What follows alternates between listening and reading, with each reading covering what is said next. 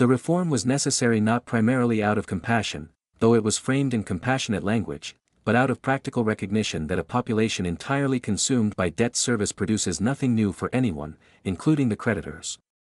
The first debt jubilee was a system reset. The same mechanism that had made the temple powerful had accumulated enough debt that it threatened to collapse the productive base the temple depended on for its own continuance. Money had eaten itself, and the solution was to temporarily pretend it had not existed. This cycle, credit expansion, debt accumulation, system crisis, jubilee or default, reset, has run continuously from Uruk in 3000 BCE to 2008 to every sovereign debt restructuring that will follow. The currency has changed. The accounting has changed. The mechanism has not changed in 5,000 years because the mechanism is not a policy failure. It is the predictable consequence of a system in which the right to collect obligations compounds faster than the productive output of the people obligated. Coin money arrived later, and arrived, specifically, out of warfare. The Lydians of Western Anatolia are generally credited with minting the first standardized coins around 600 BCE, stamped with a lion's head, cast in electrum, a naturally occurring alloy of gold and silver from the river Pactolus. The adoption of coinage spread through the Greek world, then Persian, then Roman. Its expansion tracked almost perfectly with the growth of standing armies. Soldiers needed to be paid in something portable, standardized, and universally acceptable across territories. Coins solved this problem. States minted coins to pay soldiers, soldiers spent coins at local markets, local merchants needed coins to pay taxes to the states that had minted them. The monetary circuit closed around military necessity. The person who controlled the mint controlled the army. The person who controlled the army controlled the territory. The person who controlled the territory determined the value of the coins circulating within it. The power loop was perfect and self-reinforcing, built into the design of money from the moment states decided to stamp their faces onto metal and call the result a standard. Here is what the inventor of money actually invented. Not a medium of exchange. Not a store of value. Not a unit of account. These three functions appear in every textbook, and they describe what money does. They do not describe what money is. What money is, at its structural core, is a claim on the future. A right to demand, at some point forward in time, a specific quantity of human labor, or the products of that labor, from someone who does not currently owe you anything. The clay tablet in Uruk did not represent grain that existed. It represented grain that would exist, the harvest not yet grown, the labor not yet performed, the future already mortgaged to a mark made in the past. The present moment matters less in a monetary economy than in any economic arrangement that preceded it. What matters is the claim. The note. The obligation. The promise. Whoever holds the most promises holds the most power, not over things that exist now, but over things that have not yet been created. Over time itself. Over human time, specifically. Anthropologist Marcel Mauss, writing in 1925 in A Gift, documented what happened in societies organized without currency, gift economies, in which surplus was circulated through elaborate social obligations, giving, receiving, and reciprocating in patterns that bound communities together in webs of mutual debt maintained by memory, reputation, and social pressure. The obligations were real. The debts were real. But they were embedded in relationship rather than abstracted from it. The creditor and the debtor knew each other. This knowledge disciplined the terms. What existed was grain, piled in woven baskets in the back of a storehouse in Uruk, 4,800 years before anyone would call it a city. Barley. Emmer wheat. The smell of it in summer heat, slightly fermented, biological and animal in a way that modern money never is. Outside, the river moved. Inside, a man whose name survived no record looked at a clay tablet and drew a mark with a reed stylus, one line for 10 measures of grain, a second symbol for the man who owed them, a third notation for when repayment was due. He was not inventing currency. He had no word for currency. He was solving a logistics problem, too much grain to remember, too many obligations to track, too short a human memory to manage a surplus without losing it to confusion and competing claims. But the mark changed something that the grain could not. The mark did not rot. It did not require a storehouse. It did not need to be carried by ox or dragged through floodwater. A symbolic representation of a claim against something real turned out to be more durable than the real thing itself. And durability, in an uncertain world, is the primitive form of power. This is where money begins. Not in a market. Not in a king's treasury. Not in the imagination of a philosopher. In an accounting problem, solved with wet clay, by someone who was thinking about grain storage and accidentally constructed the architecture of the next 5,000 years. Pause. The standard story of money, the one appearing in economics textbooks from Adam Smith's Wealth of Nations forward, is what anthropologists now call the barter myth. The myth runs as follows: primitive humans traded goods directly. A fisherman traded fish for a farmer's grain. A potter traded bowls for a shepherd's wool.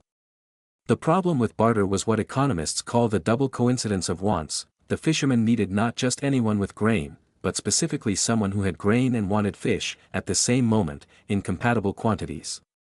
Currency emerged as the solution. Coins decoupled the two sides of every transaction. Trade could now happen without perfect timing, without identical needs arriving simultaneously. The market expanded. Civilization followed. It is a clean story. Logical. Self-confirming in its elegance. It is also almost entirely unsupported by the historical record.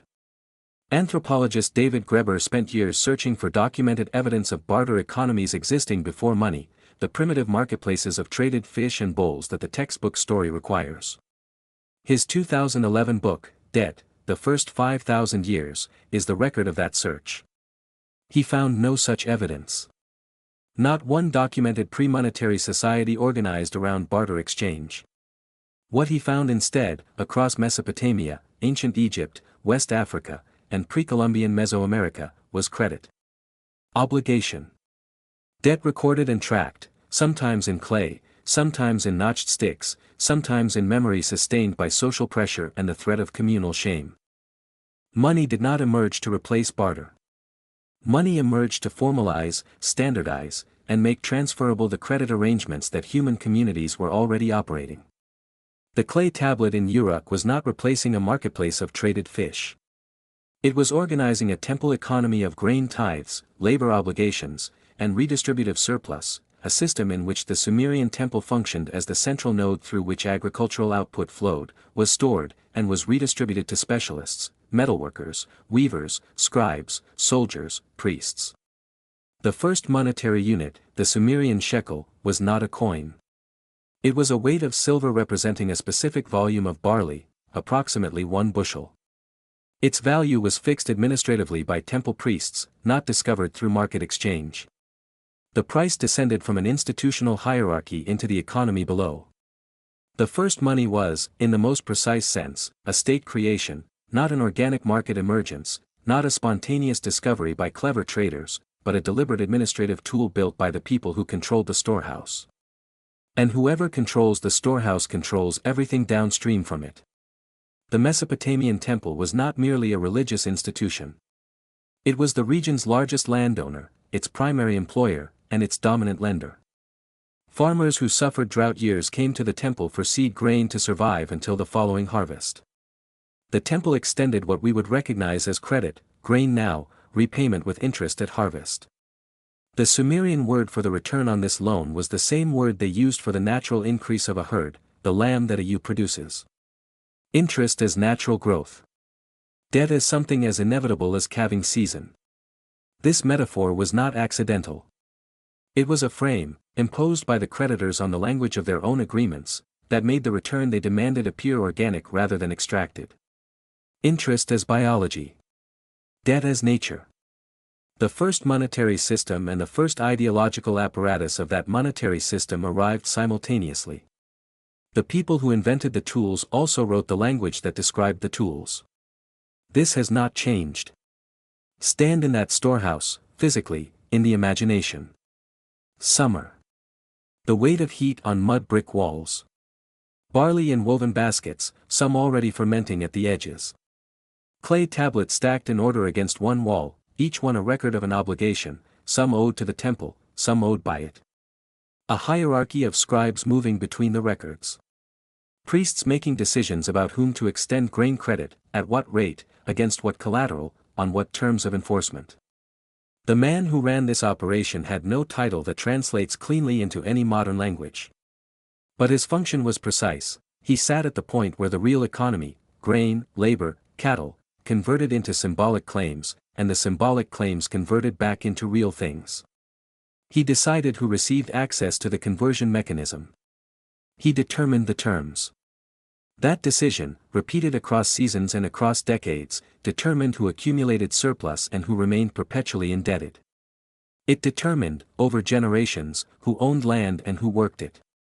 The first major monetary crisis in the historical record occurred in Mesopotamia around 2400 BCE. Debt obligations had accumulated to a point where significant portions of the agricultural population were effectively debt-bonded, working to service obligations to the temple or to wealthy landowners rather than sustaining themselves. The Sumerian king Urukagina of Lagash issued what historians recognize as one of the earliest recorded legal reforms, a debt cancellation. A jubilee. An erasure of accumulated obligations so that the productive population could return to economic function. Money abstracted the obligation away from the relationship. It made debt transferable, owed not to a specific person but to whoever currently held the claim. This was the invention that changed everything. Not the coin. Not the tablet. The transferability. The moment a debt could be sold to a third party, someone with no relationship to the original debtor, no knowledge of their circumstances, no social bond that would constrain enforcement, the discipline that relationship had imposed on creditors was severed. A stranger collecting a debt has no reason to consider the debtor's harvest, their sick child, the drought that destroyed the second planting. The claim is all that exists between them. Enforcement is the only conversation. Modern financial instruments, mortgage-backed securities, credit default swaps, collateralized debt obligations, are this same mechanism, executed at the speed of digital computation and at scales no Sumerian priest could have imagined. The underlying logic is identical to Uruk, 3000 BCE. The storehouse is larger. The clay tablets are servers in climate-controlled data centers. The priests are algorithm-running risk desks managing positions in milliseconds. The man with the stylus became the man with the terminal. The abstraction deepened across 5,000 years. The architecture did not change, because the architecture was solving a permanent problem: how to make a claim on someone else's future labor portable, transferable, and enforceable by parties with no personal stake in the welfare of the person being claimed against. Pause. The uncomfortable observation that sits beneath all of this is not that money is evil. Moral categories are too blunt for mechanisms this structural. The uncomfortable observation is that money was never neutral. From the first mark on clay, it was a tool for converting obligation into an asset, for taking the natural reciprocity of human community and abstracting it into a commodity that could be owned, traded, and compounded independently of any relationship between the people it bound. This was not an accident of poor design. It was the feature that made money useful to the people with the power to implement it. The grain farmer in Uruk who owed the temple barley was embedded in a system he did not design, did not choose, and could not exit. The obligations were real. The terms were set by the institution with the surplus. The farmer's labor, his future time, had already been claimed before he had lived it. This structure has been called many things across 5,000 years. In Mesopotamia, it was the temple tithe. In medieval Europe, it was feudal obligation and church tithe simultaneously. In the colonial period, it was currency tax, the deliberate introduction of monetary taxation into subsistence economies, forcing agricultural populations to grow cash crops or perform wage labor to acquire the currency they now legally owed the state. In the modern era, it is called consumer debt, mortgage finance, student loan servicing, and sovereign debt obligation. The frame changes.